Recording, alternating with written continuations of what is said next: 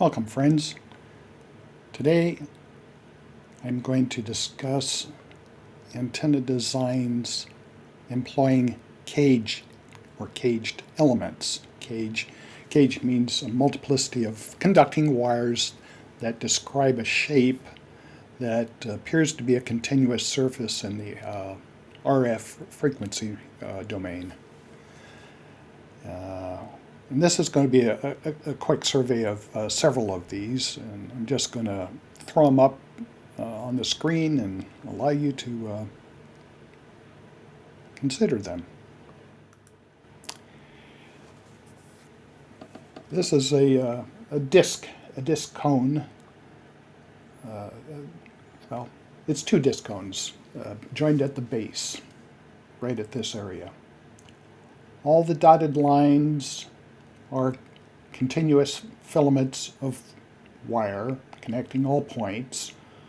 Well, basically everything that's blue in this diagram is wire.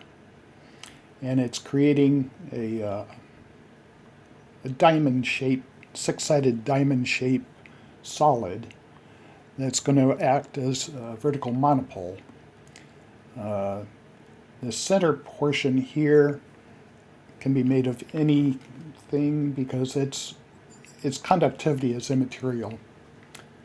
Unless we were to use this as a folded monopole, and that's an advanced topic that we won't go into at this point.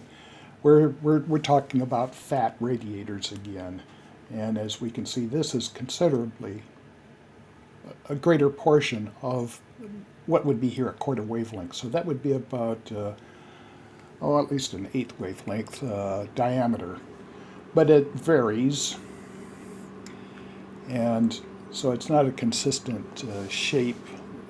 However, it brings a lot of capacitance to bear on this configuration.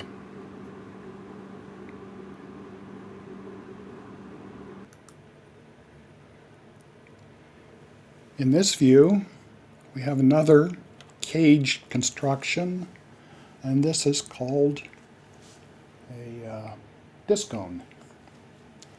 The disc cone gets its name by virtue of these radial elements at the top of the antenna.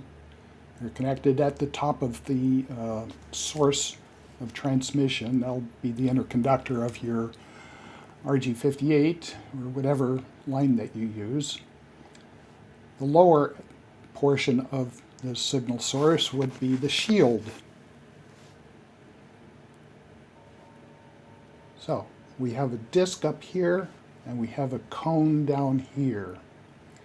The angle between the disc and the cone is, well, as you see, about anywhere from 40 to 60 degrees. And it's significant in its implications of matching. But generally speaking, designs this large easily manage 2 octaves of operation. Again, with this six segment design, that's going to be a pretty lumpy characteristic that you'll measure if you have an antenna analyzer that can handle this. It'll be generally flat, but there will be peaks and valleys that might come into disturbing portions of the frequency you want to work. I've built this for 20 meters. No, 40 meters. Yeah. No, 20 meters. This is a huge disc, and it's quite a thing to manage on a field day, believe me, especially when these are extended down as guy lines. So, enough said about that.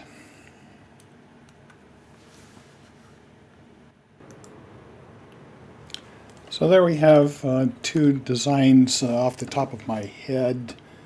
You can see how their skeletal structure emulates a solid surface at radio frequencies. And with 6 wires, it does it rather sloppily, but manageably. If we were to get more wires, as you've seen in previous discussions of cage construction, 12 will certainly do the job. Going higher is probably not worth the effort, especially for a field day construction. Erecting it, well, both lend themselves eminently to guying and using the guy structure to support the overall shape of the biconical, or the top hat and the flared disc of the discone.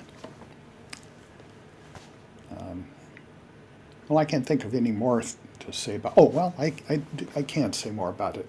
Again, these large antennas, especially the discone, operates over at least 1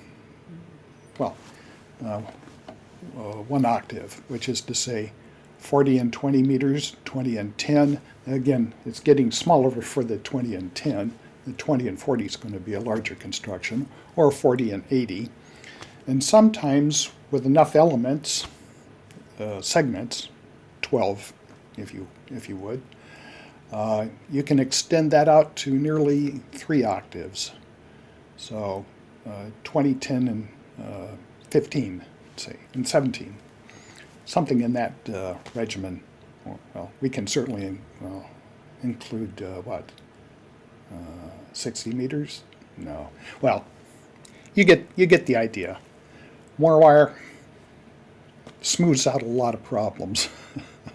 But typically, both of them are vertical polarized antennas.